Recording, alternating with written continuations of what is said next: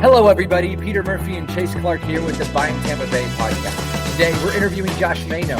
Josh is the president of Regal Roofing, a roofing contractor in Tampa.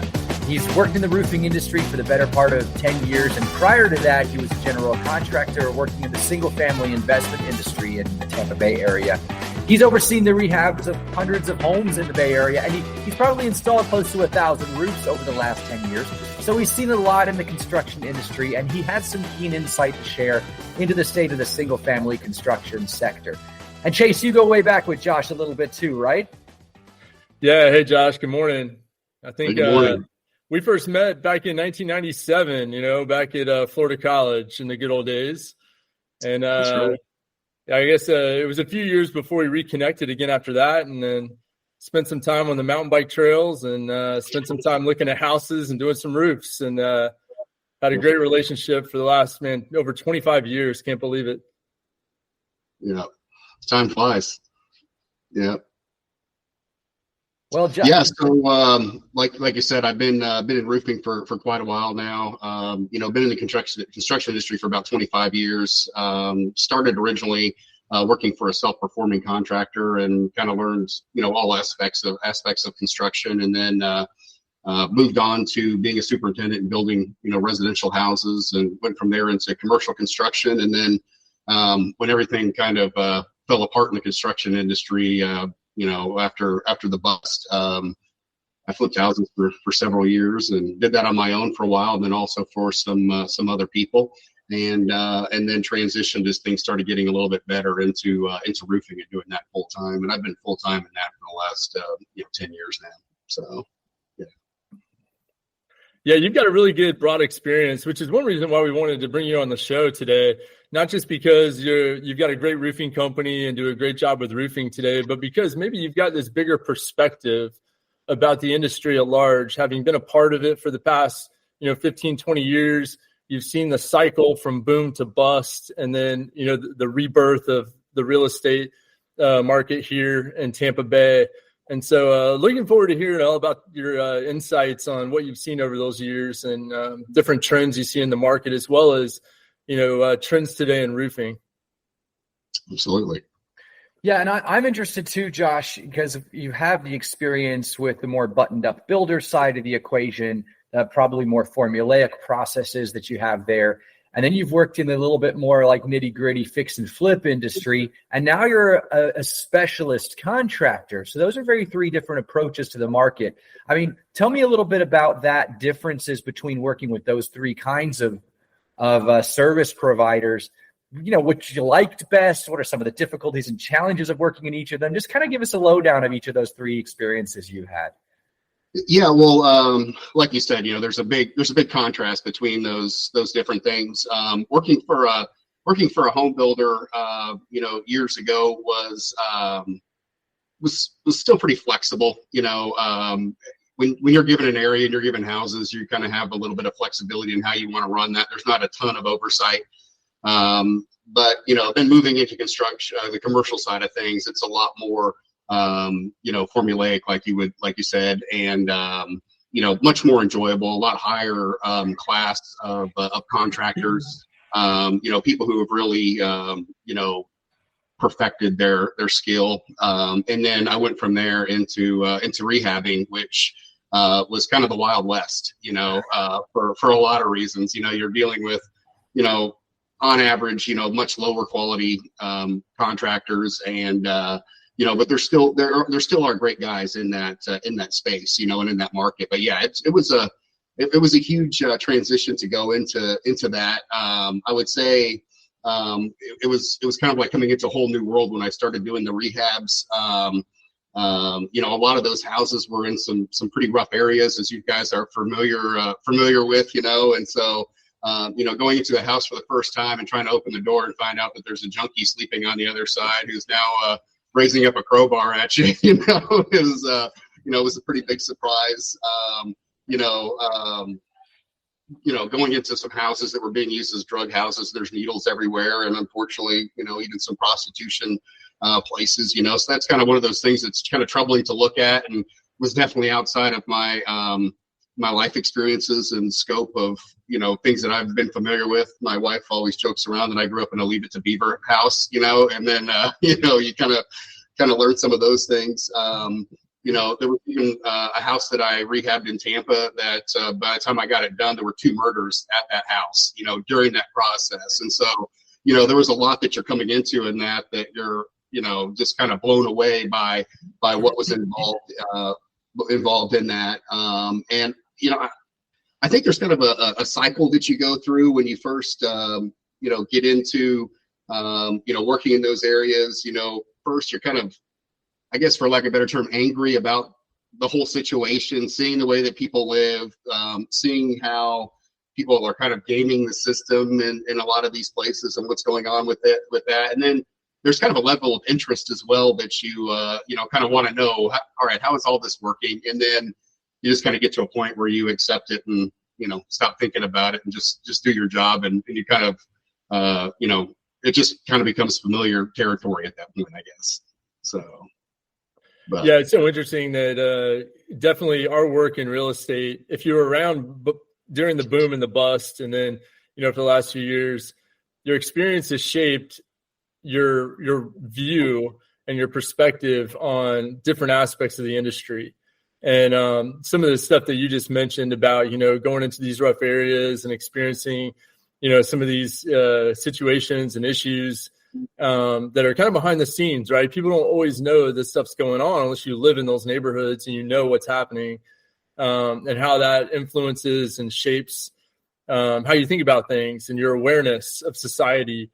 And we had a similar experience in that we did a lot of low income multifamily housing early on in our career back in 2004, 5, 6, 7, and experienced a lot of those same things that you're talking about now. And, it was a whole different world back then. Some of that ebbs and flows with the economy. And, it's definitely something that opens your eyes to what's out there if you haven't lived that experience. Absolutely. And, another thing about that is, when you're going into houses that somebody has just moved out of and you see the condition of those houses and the way people have been living, number one, it's sad, but I think there's also a profound sense of gratitude that comes along with that, and an appreciation for, just the blessings that we have in our life. And I guess a lot of those struggles that we haven't had to deal with, and even, the safety of my life and my upbringing and all of that. So yeah, it definitely gives you a whole nother perspective of what I'd say a large segment of the population goes through and deals with and their struggles. Yeah. So it's a sad place in many cases. So. You just said, and boy, it's just such a wonderful thought process now that I'm thinking through the time that we had in that exact same, I guess, career trajectory. It's like the 5 stages of like grief, right? Or like, what do they call it? Of healing. Or you start off with like just you're sad and you're angry about what you see, and then like you work through the acceptance point where you realize that the work that you're doing in those markets is serving a critical need to elevate the standards of living in those lower end submarkets. I mean, those folks for a long time, the people who live in the areas where a lot of this rehab activity occurs, have been rejected and marginalized by society and treated very poorly by their landlords to a large extent historically. And so fix and flippers have come in there, and their approaches have been fairly mercenary. They're looking to, make a lot of money, but really they've elevated the standards of living to a high degree to folks in those areas where, I mean, you're putting in granite countertops and lovely updated kitchens and giving a sense of home ownership and belonging to people that have been marginalized for years and not been given that kind of an opportunity to live in those kinds of environments. So I thought to ourselves, to a large degree, that we were really helping out. We were making a big difference in their lives. And in addition to that, we brought in vendors and suppliers who were by and large good people. In order to work with us, we set a value expectation on our people. And, we did our best to enforce that. Hard to do within this sector, just like, I guess, every sector. But we brought those folks into people's homes, and they were the people who did the repairs and the fix and flips and the upgrades, and in our case, the leasing activity. And so we felt like, to an extent, we were able to kind of spread our values through some of the communities that maybe had been bereft of them for a few years. So nice to be reminded of that effect that people in our industry can have. Absolutely. And, too, even just the simple things, you mentioned, the granite countertops and some of those things that are nice, but in so many houses that landlords have been managing, it's not even that, it's the plumbing doesn't work and the electrical systems are subpar and the heating and air conditioning systems, so even just kind of those minimum basic standards that we would find, a necessity, I guess. They've been living it, many times in just terrible places that were, and living in houses of people who just didn't care about that situation, and it's pretty sad. So. Yeah, and Josh, in addition to that, I know from your background, you've also had the opportunity to live abroad growing up and lived in many different places here, even in the U.S.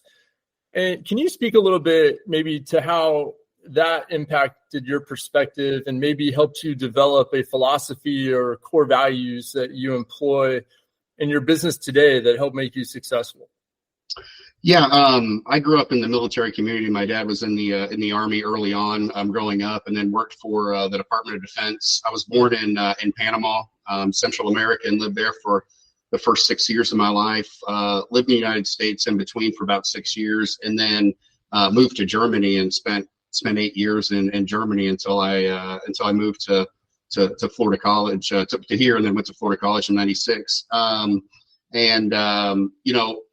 One thing that was pretty neat about that, I think that you realize that wherever you're at, people are people. We're all we all have the same desires in our lives. We all want to live a good life, and there's not a huge difference in people anywhere. I have to say, living in Panama was a pretty neat place, because living around a lot of people who are living in a third world country, you have a pretty big expectation. A pretty big appreciation of your own standard of living. Not living in a shanty or a hut, and you kind of have I'd say a greater appreciation of of the life that we're able to live in the United States.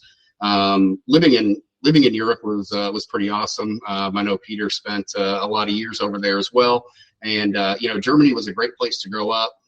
Fortunately, my parents were always really good about encouraging me to get out and go places and do things. So it was a neat place to be able to travel and experience a lot of things, and again, just getting to know different people in different parts of the world. And one thing that's so neat about Europe, well, at least Germany, is there are a lot of people there who are from different parts of the world, and so it's kind of a melting pot. And so you meet from the Middle East and from different parts of Europe and from Africa, and you kind of come to have an appreciation that again, people are people, and there's good people everywhere. And kind of, I guess, decide that you're just going to give everybody judge everybody on their own abilities and on who they are, and not so much on where they come from. And the military community was a great place to grow up as well. It's a safe place as a whole. Good group of people for the most part. Looking to improve their lives and looking to do a job well, and to be positive influences to those around them. So I really appreciate the upbringing that I had. We'll be back after a quick break. You hear a lot about supply chains these days, because if the past couple years have taught us anything, it's that an efficient, well-managed supply chain is absolutely critical to keeping businesses successful and consumers happy. I'm Will Haywood, and I host a podcast called All Business, No Boundaries, where we talk about supply chains, how they work, what happens when they don't, and the innovations that are redefining what's possible in the world of logistics. Listen and subscribe wherever you get your podcasts.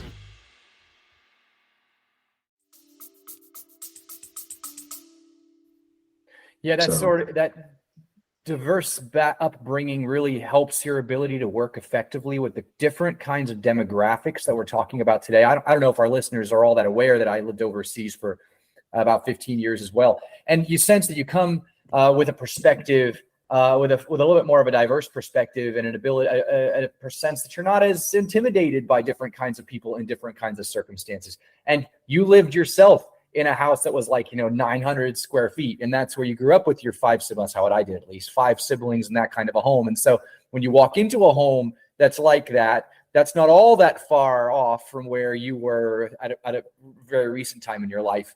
And so it's easy to see yourself and your own desires and intentions in the lives of people, and not necessarily just the fact that their circumstances are more or less privileged than where you are nowadays. So I'm sure that helps a lot in being able to manage an effective crew of diverse operators, because there's certainly no homogeny within our construction industry here in Florida, and to be able to operate in areas that are probably more intimidating for some operators to be able to play in, the lower incomes of areas of town among them. So good for you to have that perspective. And like you said too, just being able to identify with a lot of different types of people, moving around a lot and making new friends in different places and meeting different people. You kind of develop the ability pretty quickly to find some common ground with anybody that you come across, and you're not too intimidated to talk to really anybody, so it does make it pretty easy for you to communicate and get along with most people. So well, I've got 44 years now in Central Florida, so I'm glad you guys finally figured out this was the best place to live. Yes. Some of us come by it naturally, Chase. Some have to actually work to get to that destination. I know, right? But kudos to you guys for the experience, because, all I know is Central Florida. So, hot, humid, New Yorkers and New Jersey transplants down here, that's all I know. So. Well, now we're in little New York and little New Jersey, right? So so you're working in that side of the sector too now, Josh. You haven't stayed in the fix and flip marketplace or in the new construction marketplace per se, but you're working as a service provider now in a niche segment of the industry. You chose roofing. You could have probably gone a lot of different places. Why roofing? And talk about some of the differences now where you are now between where you've come from. Well, I did enjoy, I didn't really love residential construction. Building the same house a million times was, kind of boring. You do the same thing over and over again. And it was okay, but it was kind of one of those things where after, 5 or 6 years, it was time to move on and find something more challenging. I really liked building on the commercial side of things a lot more, especially, when we did, kind of large scale, commercial build outs, just the interior work, because it was just such fast paced work, and that was enjoyable. Flipping was a huge blessing to me and to my family. After several years, the construction market had really declined, and our income had gone down substantially, and my wife was now staying at home, and we had 3 kids. So flipping was a huge blessing for me financially, to be able to kind of get ahead and get into some other stuff. I jokingly refer to it with my wife as the meat grinder phase, and I was the meat. I was the one that was getting ground up every day. I did it for 2 years full time, and I did 1,000 houses in those 2 years. So that was a lot of houses to rehab. I usually would work from 7 in the morning till about 5. We'd eat dinner. I'd put the kids to bed, and then I'd go back to work and work till about 2 in the morning. So it was kind of one of those jobs that kind of had an unsustainable pace, and something that I was like, this is not a long-term thing that I want to do. And then also, I was working for somebody else, rehabbing all the houses that an individual bought. And I really wanted to get into something that I was more independent on and not so dependent on one person. So while I was rehabbing these houses, we're putting new roofs on all of them, and it was kind of something that I'd done in the past, and I had some experience with it. And then also, as I'm looking at it, there were some merits that I really appreciated and decided to go that route.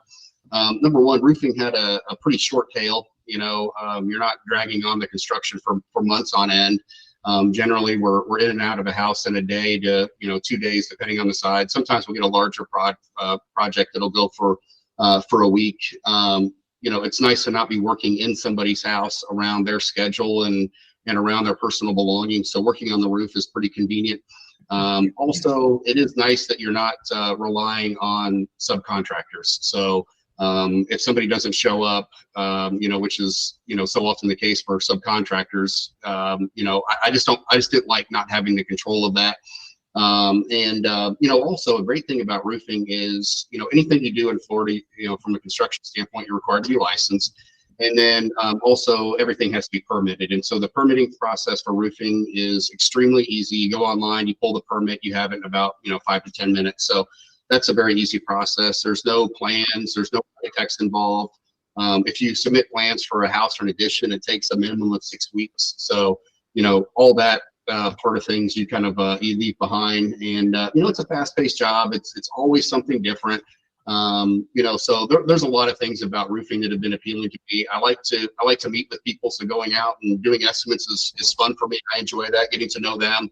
I enjoy the construction phase of it. And then also, I like the office work because I'm not in the office all day, every day. It's a couple hours, getting ahead of things and getting caught up. So I've enjoyed roofing, and it's been a good fit for me. And I'd like to stay into this business until retirement. So I have long-term plans of it. So.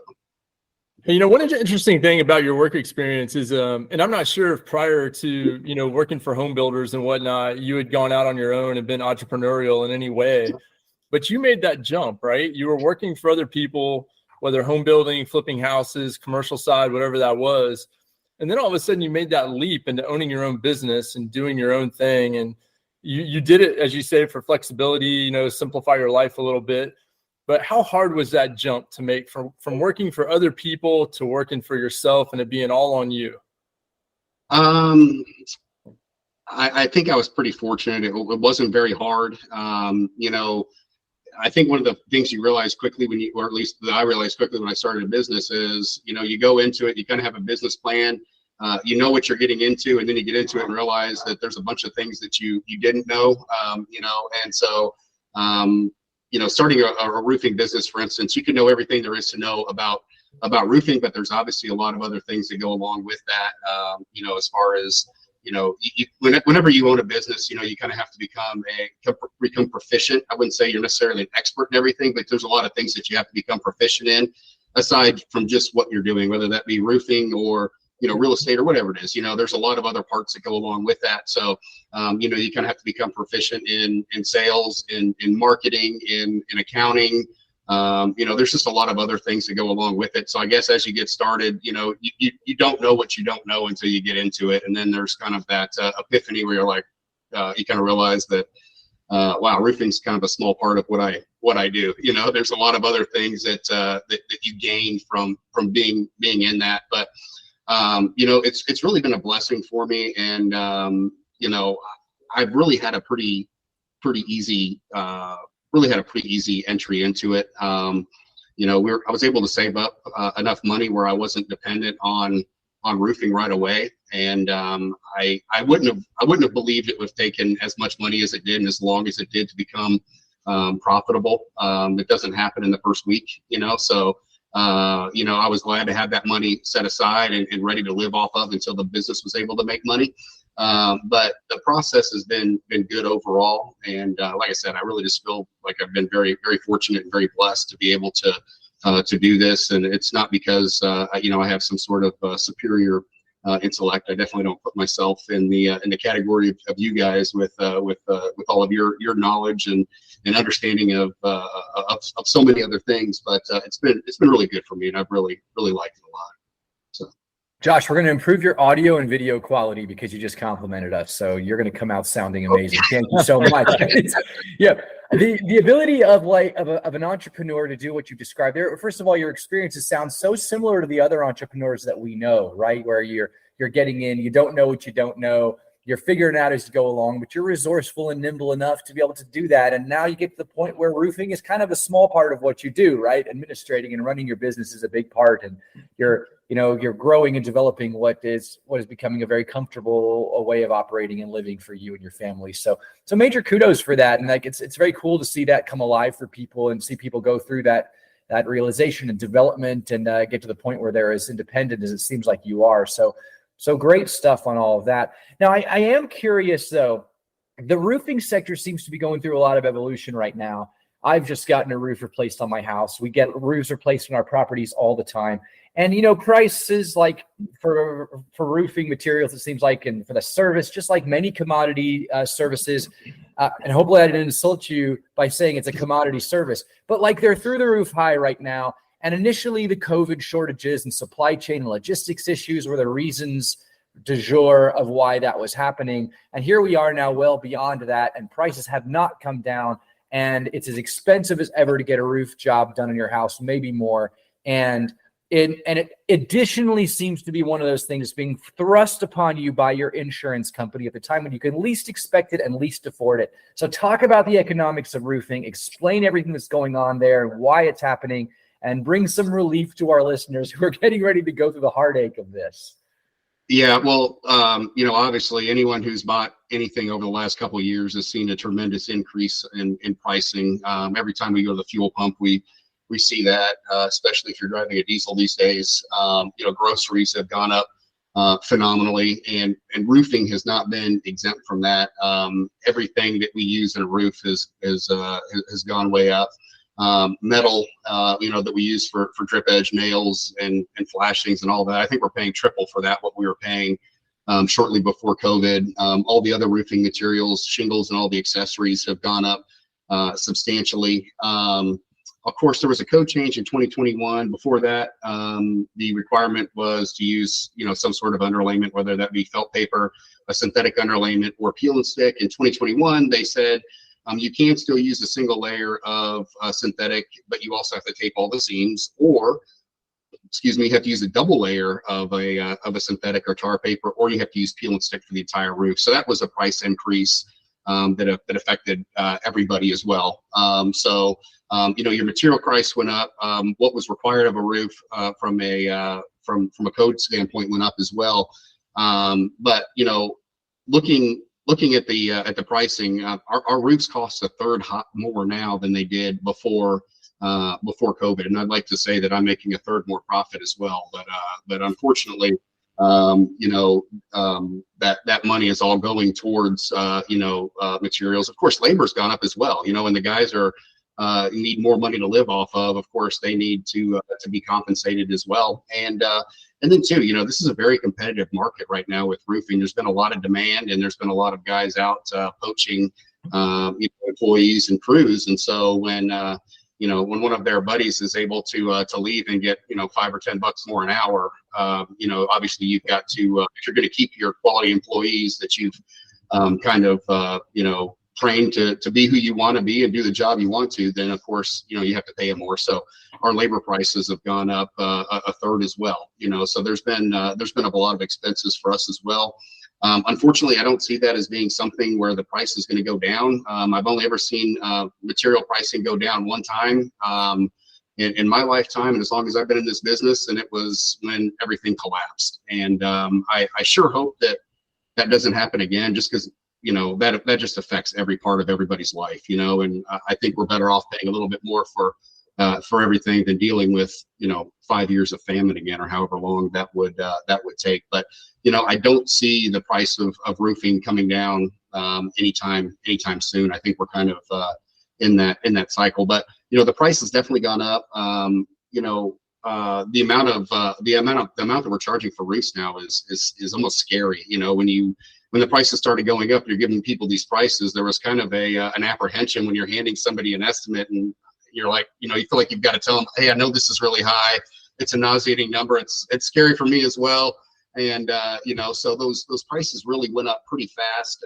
But I think it's kind of leveled out now. Fortunately, most of the people that I deal with are still able to afford to replace the roof. There are very few people that pay with credit cards. Most everybody pays with a check. I do offer a discount for paying with a cash equivalent, which is basically equal to what a credit card transaction fee would be. And so most people take advantage of that. There is financing available. For a lot of years, I didn't offer financing because not many people used it. But I am offering that again, just because, like I said, my average roof price now is about $19,000. So that is a pretty big check to write out for a lot of people.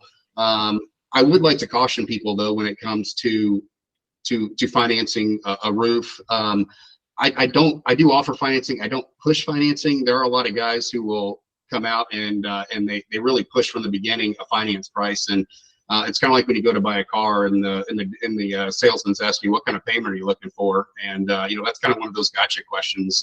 You you want to settle on the price of the car, not the payment, and the same thing is true with the roof. If you are financing something, make sure you have a bottom line number of this is what I'm paying for the roof so that you can compare that to some other prices, because that is kind of an opportunity for guys to, load some additional money into that monthly payment, and you'll end up paying more with that than you would have if you would have written a check, obviously because of financing, but then also sometimes they load money on there and they sell it on a low monthly payment versus, what the actual cost is. So. Hey, Josh, in regards to that too, can you replace your roof with that PACE program? Is that a possibility? Yes, it is possible. A roof is considered a kind of an energy efficient component. You don't have to go with like a white shingle that's reflective, and you don't have to use the reflective shingles, but those roofs can be replaced and financed as part of the PACE program. And oftentimes they are packaged along with AC or some of those other things. But yeah, that is definitely a possibility. Yeah, for those of you listeners out there that don't know what the PACE program is, it's a kind of quasi-government program that allows you to roll the cost of energy efficient upgrades to your home into your property taxes. And so you roll those large costs in there. I believe they amortize them over like 20 years or something like that, and you make that payment annually with your property tax. Yeah, the PACE program is a good option. It's not something that I have offered in the past, just because honestly there really wasn't a need for it, and it was just another program that requires some additional work on my end. And it wasn't. I did offer it years ago, but it wasn't something that was really well received or taken advantage of by many. But it is something that I've considered getting into again, just because of the increased cost of roofing, and might be something that people are more interested in taking a look at. So, with the cost that high, so you said average roof replacement right now is $19,000. Yeah, for me. Yeah. Yeah, for you, and that's probably close to what the average would be across Tampa Bay. If I think about the average home size and the type of roof. Now, the new home builders have done us a lot of favors, right? Because they do these very simple hip or gable roofs, and they're a lot easier to replace and a lot more cost effective than some custom home in Cheval or Avila, right? A lot less moving parts, less waste in the shingle, I would imagine. Is that all correct? It really depends. I mean, there are some roofs that have more of a simple roof line to them. Of course, with a lot of home builders, you wonder who the architect was and what they were trying to do with the roof. Sometimes they put as many details and as many things in there as possible. And of course, that does use additional material and also provides the possibility for leaks. But like you say, the custom homes generally have much more in the way of details and much more happening on the roof that does cost more money and is more difficult to make sure it's weather tight. But I think that there are a lot more builders that are going more towards the hip roofs as opposed to the gable ends, because just from their ability to withstand the weather a lot more than a gable end. Well, and so when do you advise a homeowner to take the repair route over replacement? Is there a break point there where you say, okay, we can repair this possibly to the point where it'll satisfy the insurance company, go ahead and spend $2,000 or $3,000 repairing the roof, and that'll hold you over for another 4 or 5, however many years before you have to bite off that $20,000 replacement? Yeah, and really it's a case by case basis. Oftentimes somebody will have an issue that'll need to be resolved, and you'll say, all right, with the amount of damage that you have on this roof right now, with the issues you have, it's $3,000 to repair this roof. The roof is 19 years old. Chances are, your insurance company is going to make you replace it within the next year, because most insurance companies are can have a limit at 20 years right now.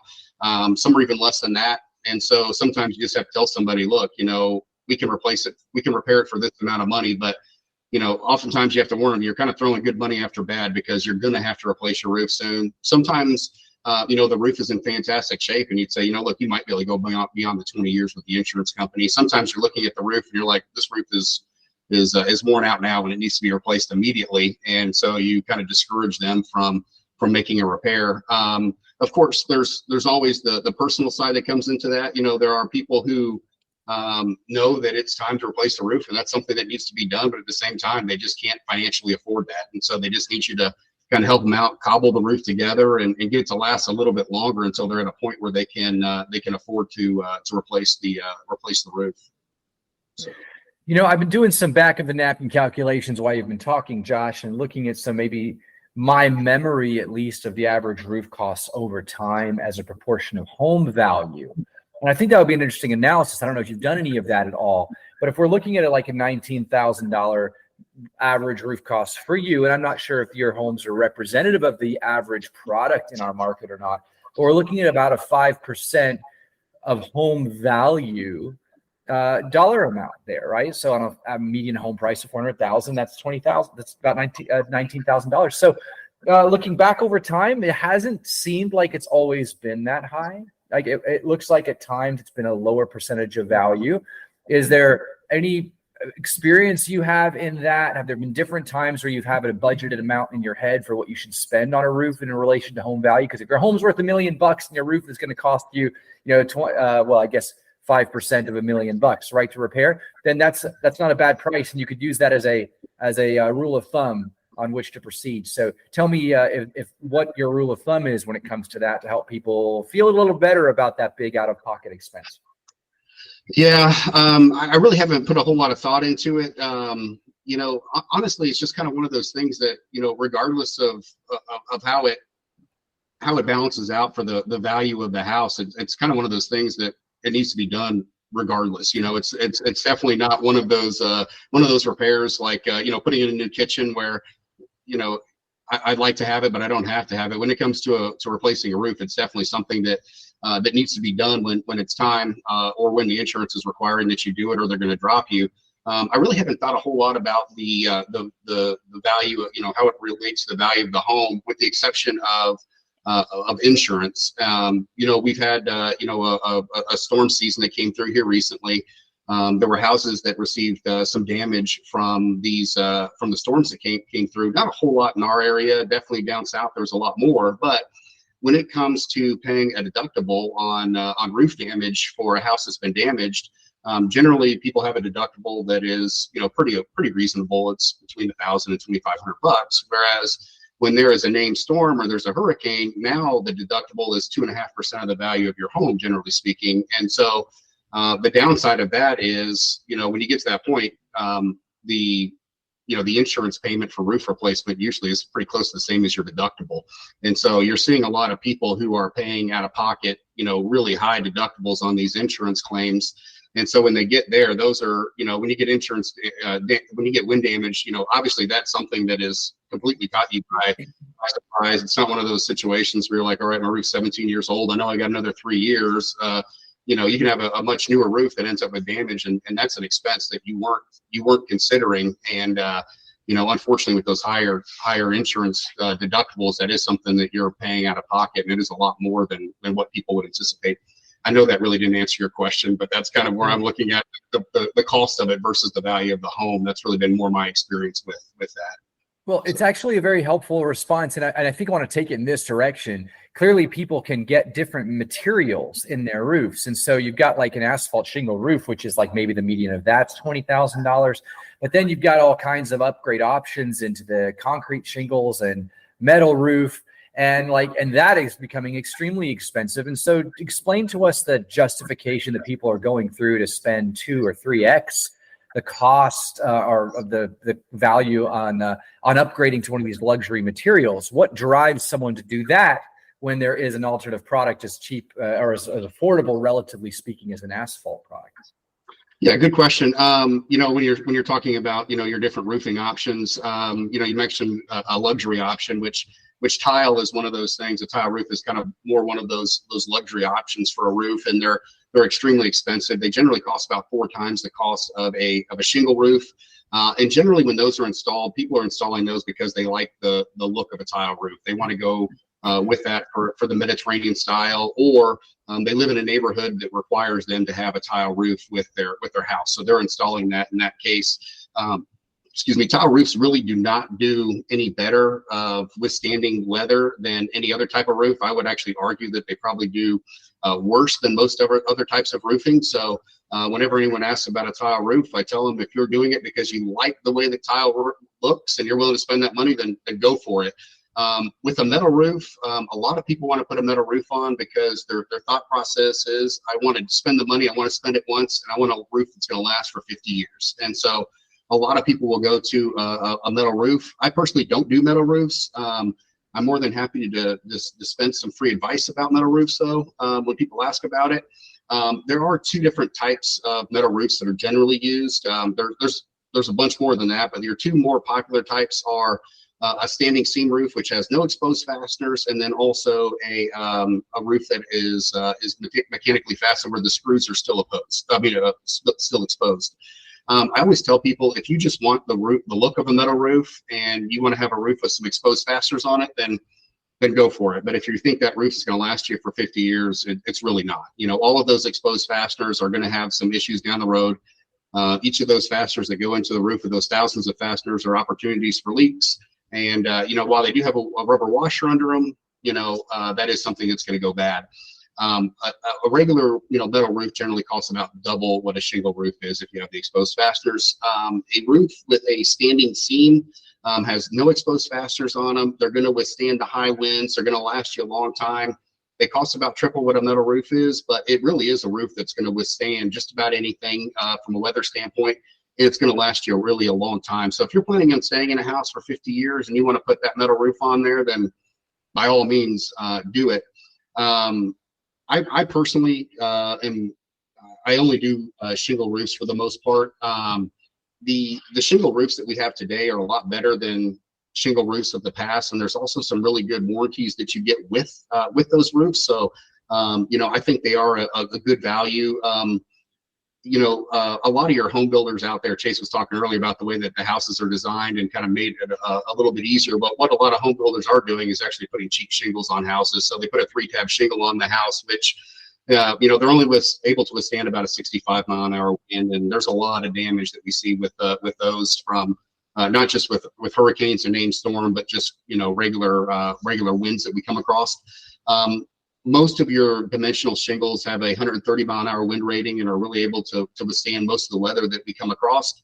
I'm going to make a shameless plug for GAF. They're the roofing manufacturer that I'm affiliated with and I prefer above the others.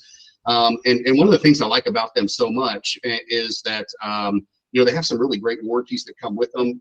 Number one, they have an unlimited wind speed warranty that comes with the roof. And so if we do get a hurricane, if we do get one of those named storms, you're not going to have to pay an insurance deductible because GAF will pay for either the repair or the replacement of that roof. And so you have no need to pay out that deductible at that point. You don't have to deal with the insurance company, which anyone who's dealt with that knows how much fun that is. So by having GAF take on that, that's a huge bonus. Also, GAF has a 50-year warranty on their shingles.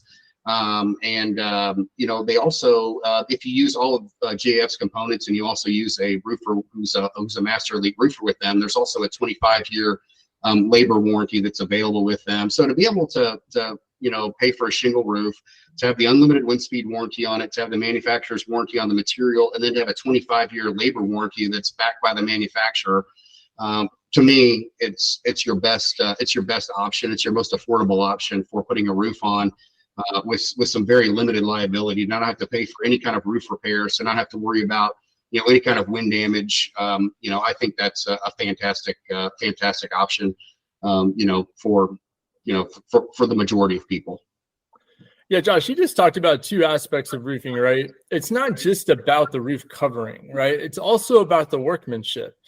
I can't tell you how many roofs I've been on over the years where the shingles were only 10 or 12 years old.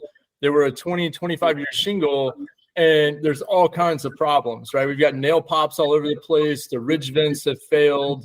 We got leaks and valleys. All this kind of stuff is happening, and it shouldn't be happening because I've got this 25-year shingle, right?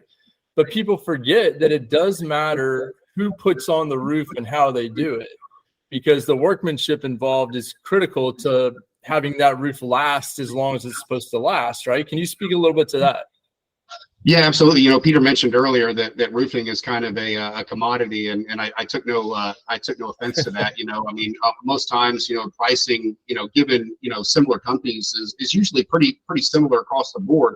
And shingle pricing, you know, from your best shingles to your lowest end shingles, you know, by manufacturer, they are kind of sold like a commodity, and so you are looking at you know, some pretty similar pricing across the board. Obviously, there's a huge difference in quality in that. And I always tell people, you know, even if you don't use me, make sure that you get, you know, one of these particular shingle brands because they hold up better.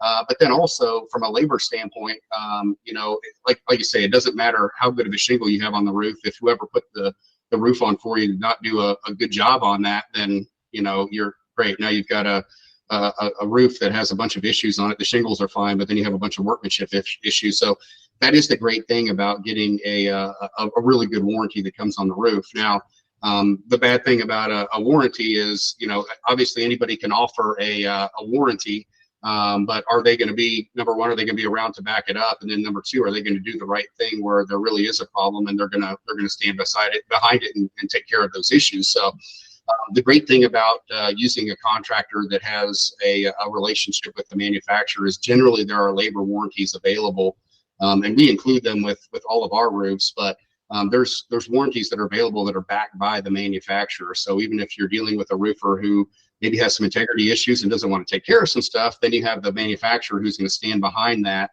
and make sure that's done. Or you know, if the roofer goes out of business, which unfortunately happens, you know, a lot. I think it's 95% of roofers are out of business within 2 years. So, you know, if that happens, you have a warranty that's backed by the manufacturer that's going to protect you. And generally, when you're working with a roofer who has that relationship with the manufacturer, they have that because you know, they've been in the business, you know, longer and you know, and are doing work according to the best practices of the manufacturer, which are, you know, generally beyond what's required by code.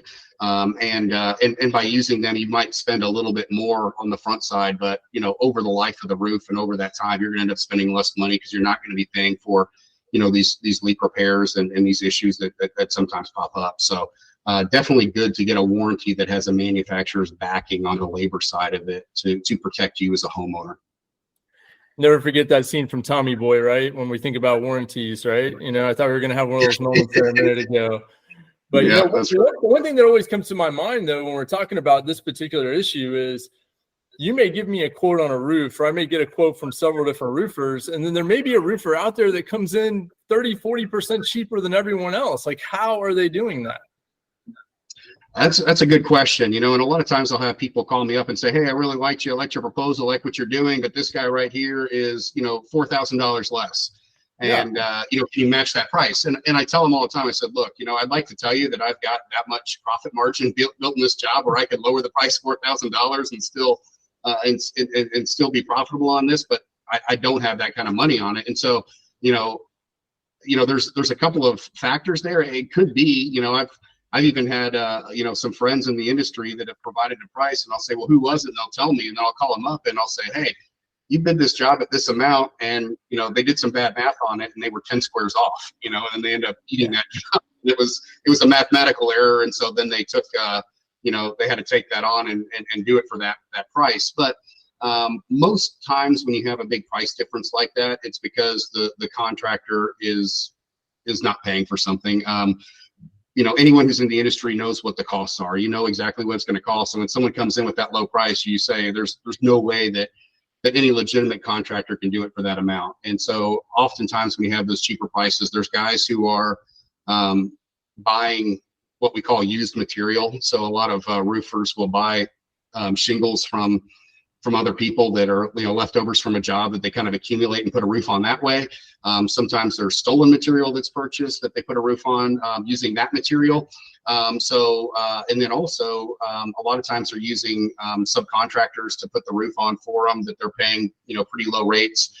They're not paying workers' comp. They don't have liability insurance. And so I always tell people, you know, there's different levels of contractor out there. And a lot of times the guys that show up that are low like that, we kind of call them chuck in a truck or stand in a van. You know, they're the guys who, you know, really don't don't have legitimate companies and aren't paying for, workers' comp on their guys, aren't paying for the general liability insurance. And the bad thing about that is if something happens on that job, that guy, trucking a truck, he's not going to be the one that's going to be sued when someone gets hurt on the job. It's going to be the homeowner because they hired a contractor who didn't use, who didn't have employees covered by workers' comp. So I just recommend to anybody, make sure that the contractor that you're using is hiring, it has their own employees and also, has workers' comp. And any roofer should be able to provide you with a certificate of insurance that has your name and address on it. The insurance company is verifying that contractor has insurance today. They didn't just have it at the beginning of the year and then let it lapse.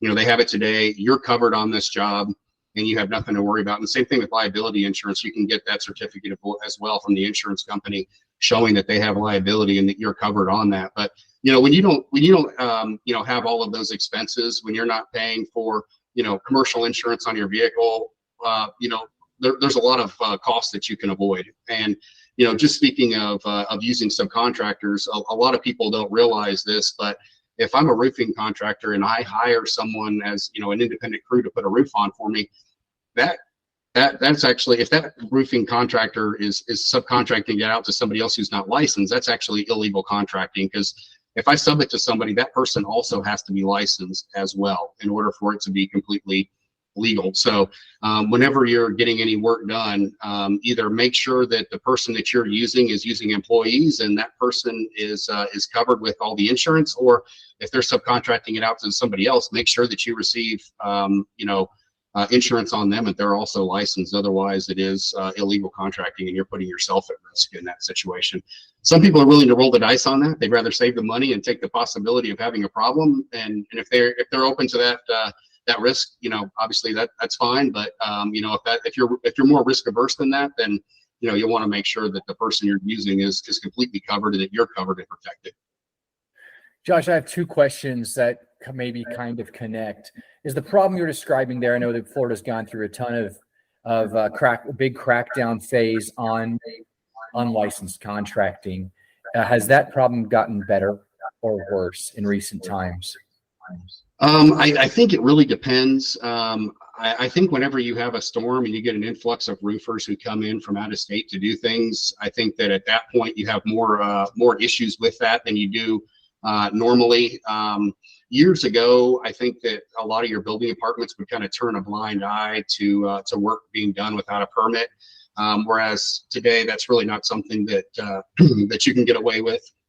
Also, insurance companies, when you're going to renew, if you put a roof on at some point, but there wasn't a permit pulled, they're not going to accept that roof as being new and are not going to offer you the better rates. And a lot of times they're not even going to insure you in that instance. So using somebody who's licensed, at least from a roofing standpoint, is imperative. Now, that being said, there's a permit that's required for replacing even a water heater in your house. And, if you don't have somebody licensed do that, I don't think that's going to be a huge issue for you. But something like roofing, it is something that the insurance companies are really looking at and making sure that you did pull a permit for that and that you have, everything in order. My follow-up question is some of the code changes that have come down the pike. You've talked about the one most recently in 2021. Are these code changes improving the picture, the scenario overall for homeowners? As we see these new implementations, I'm sure some of them, I know the post-Andrew hurricane codes all the way back in the late 90s were very beneficial for construction standards. But when we have micro changes like what we had a couple of years ago, is it improving things, or is it a little bit of governmental meddling that's not making a big difference overall? What's your opinion as someone who's actually building to these code changes? I really don't have an issue with any of the changes that have been made. I do think that they make for a better roof and for a safer house.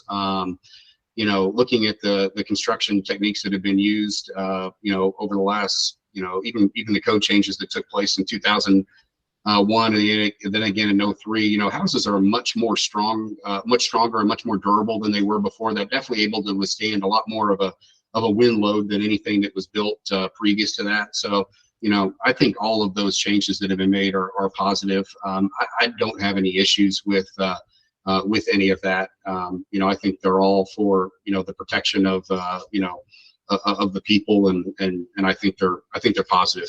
I don't take any issue with those at all.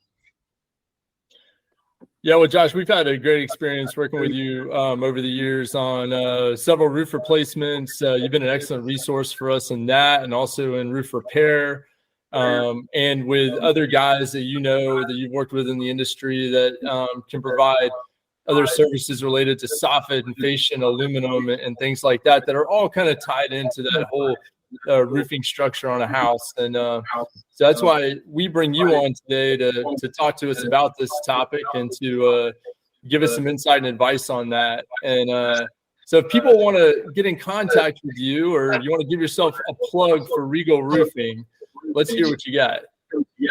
All right. Obviously you can go online and find us. We are regalroofingbrandon.com. If you go on to Google, obviously there's all the information there. My phone number is 813-833-4270. Always available to take on new business or help out in any way that I can. We're very proud of the service that we provide and the work that we do. We have all 5 stars on Google. We have an A+ rating with the Better Business Bureau. Peter, I think you asked kind of at the beginning of something along the lines of maybe a core philosophy or something about how you got into, with getting into business, what is it that you're really about? And I'd say it's kind of the golden rule, just treat others the way that you want to be treated. And at the end of the day, I want to walk away from a job feeling like I did a good job, that I treated you well and fair and the way I wanted to be treated. I want to make sure that we give people, what they paid for. I want to make sure that we do a good job, even if it affects the profit margin. If there's a mistake that was made on my end, more important than the profit margin is making sure that the job is done right, and that at the end of the day, the homeowner feels like they got what they paid for and got a good product. We're not the kind of people that pressure anyone into doing business. We're more about providing an estimate, providing information on that process, and allowing you to make a decision. And at the end of the day, the most important thing to me is that I walk away feeling like we did a good job and like the homeowner was satisfied. But we're been in business now. Like I said, I've been full time into roofing for over 10 years, and so we have the experience. Got a great employee crews. They do a really good job. Been with me for a long time. I think our quality is right up there with the best. We have a great relationship with GAF, and I think they are the best roofing manufacturer that's available. And we are master lead contractors with them, so we're able to offer the best warranties on the market, and that is something that we include with every job out there. And more than happy to meet with anybody, give them an estimate and give them more information about what we do and how we can help them to secure their home and protect their investment. Well, anytime you can talk to someone for an hour about roofing and not feel like you've been watching paint dry, you've had a great conversation. So I think this has been really excellent, really interesting to hear all about the ins and outs of what you do and how it's done right. And I'm thrilled that we've had the chance to chat. So thanks for joining us. And Chase, always good to chat with you. Yeah, it's been a good conversation today. Roofing has become ever more important every year as it is a bigger piece of the pie as it relates to your home value, cost rising, insurance regulation, and all of that.